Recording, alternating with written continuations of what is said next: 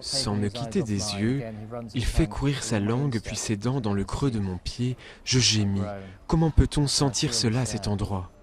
Ce porte-parole d'une grande librairie anglaise ne lit pas un roman porno, mais le phénomène littéraire de la saison.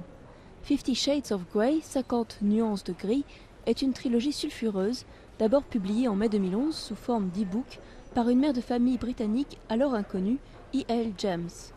Le bouche à oreille a fait le reste. C'est maintenant le livre de poche qui s'est vendu le plus rapidement de tous les temps, depuis qu'on tient les comptes au Royaume-Uni. Il a sûrement brisé plein d'autres records. Il est en tête des ventes et on continue à vendre un demi-million d'exemplaires par semaine. 31 millions d'exemplaires vendus dans les pays anglophones depuis 2011. En Angleterre, en Allemagne, en Italie, les éditeurs ont du mal à tenir le rythme.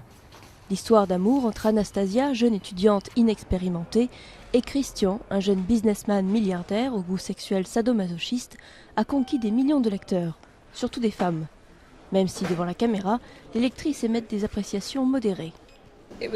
C'est un beau livre puisque je n'ai pas cessé de tourner les pages, mais c'est pas incroyable, je n'ai pas acheté les deux suivants. Je n'ai pas trouvé que c'était très bien écrit, mais c'est drôle, c'est un bon livre de vacances. Conséquence aussi inattendue que le succès de ce roman érotique, les ventes de sextoys utilisés dans le livre ont décollé. Ce sex shop londonien est ainsi en rupture de stock de boules de geisha, des petites balles qui servent à muscler le périnée. Et les nouveaux apprentis dominants se sont aussi précipités sur les instruments de torture ou de plaisir.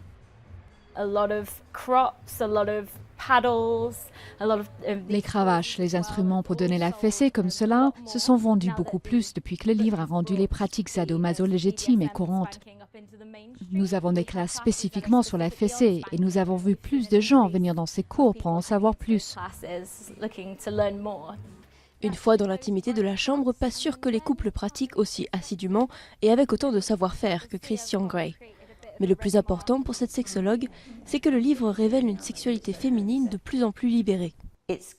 Ça suscite un tel intérêt parce que nous sommes prêts à faire face à nos désirs maintenant.